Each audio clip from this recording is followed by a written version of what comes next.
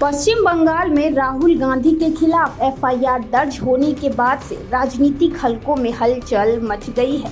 यह एफआईआर नेताजी सुभाष चंद्र बोस की जयंती पर किए गए राहुल गांधी के एक ट्वीट के कारण हुई, जिसमें उन्होंने नेताजी की मृत्यु की तारीख का उल्लेख किया था।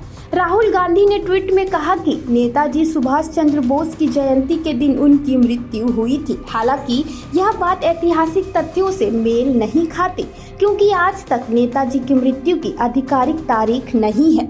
नेताजी के बारे में कई किंवदंतियां हैं और उनके निधन के संबंध में कई विवाद भी चल रहे हैं, जिसमें उनकी मृत्यु की तारीख और घटनाओं की सच्चाई अब तक स्पष्ट नहीं हुई है। इस ट्वीट के कारण राहुल गांधी पर विवाद खड़ा हो गया है और अखिल भारतीय हिंदू महासभा ने उनके खिलाफ दक्षिण कोलकाता के भवानीपुर थाने में शिकायत दर्ज करवाई है। इसके साथ ही पश्चिम बंगाल में विभिन्न जगहों पर प्रदर्शन भी किए गए, जिसमें राहुल गांधी के इस गलत बयान की कड़ी आलोचना की गई है।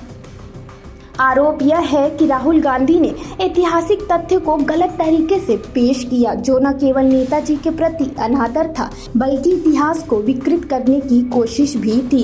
यह मामला केवल राहुल गांधी की व्यक्तिगत गलती से कहीं अधिक है और यह कांग्रेस पार्टी और उसकी राजनीतिक विरासत से कहीं न कहीं जुड़ा हुआ है। नेताजी सुभाष चंद्र बोस को लेकर कांग्रेस पार्टी की भूमिका पर हमेशा सवाल उठते रहे हैं और राहुल गांधी का यह बयान उस विरासत को उजागर करता है, जिसके कारण उन्हें और उनकी पार्टी को आलोचनाओं का सामना करना पड़ा।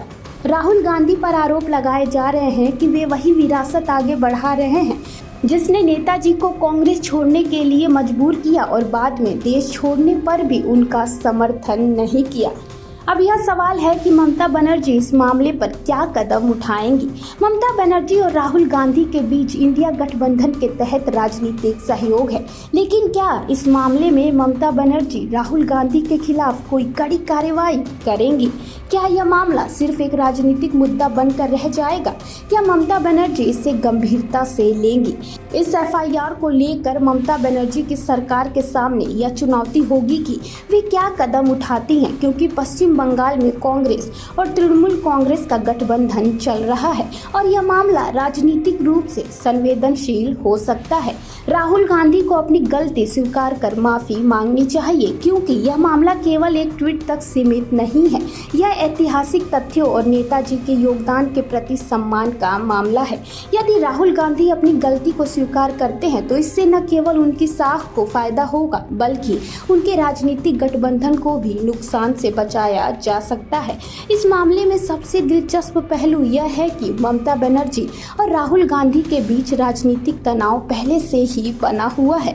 इस एफआईआर के बाद यह देखना दिलचस्प होगा कि ममता बनर्जी इस मुद्दे पर राहुल गांधी के खिलाफ क्या कदम उठाती हैं और क्या यह सियासी बयानों और आरोपों के घेरे में रहकर सुलझ जाएगा या कोई सख्त कार्रवाई की जाएगी। इस खबर पर क्या है आपकी राय, हमें कमेंट करके जरूर बताएं।